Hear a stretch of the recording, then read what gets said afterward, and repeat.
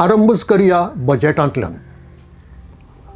दर वर्सा सरकार एक बजेट मांडटा, विधानसभेत तें पास करून घेता. आता बजेटां दोन तरांचीं आसतात. एक बजेट गरजे प्रमाणे थारता, येणावळीचो हुस्कोच नासता, येणावळ भरपूर आसता.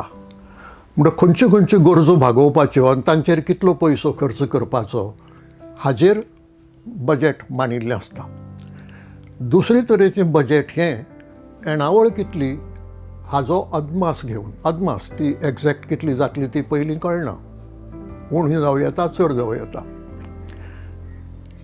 ह्या येणावळी प्रमाणे कितें कितें आमच्यांनी करूंक जाता तितलेंच घालप बजेटांत आनीक रावप. इंग्लीश भाशेंत ताका शब्द वापरतात ते नीड बेज्ड बजेट आनी रिसोर्स बेज्ड बजेट. म्हण आमचें हें नीड बेज्ड न्हय, आमचें बजेट रिसोर्स बेज्ड. कितले सुमार पयसो आमकां वर्साक मेळत काय ह्या अदमासाचेर आमचें बजेट मांडिल्लें आसता.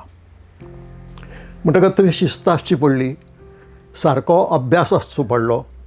आनी तो अभ्यास जर नासत आनी कशा कशेंय जर बजेट करीत जाल्यार त्या बजेटाक अर्थ कांयच उरना. परिणाम असो जाता की येणावळी परस खर्च वाडत वता आनी मागीर रिणां काडून राज्य चलोवचें पडटा.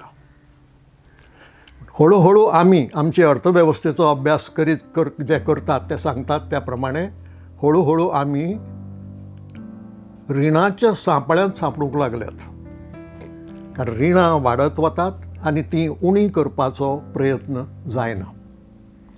उद्देगीकरण वाडना, ताका लागून सरकाराचो महसूल वाडना.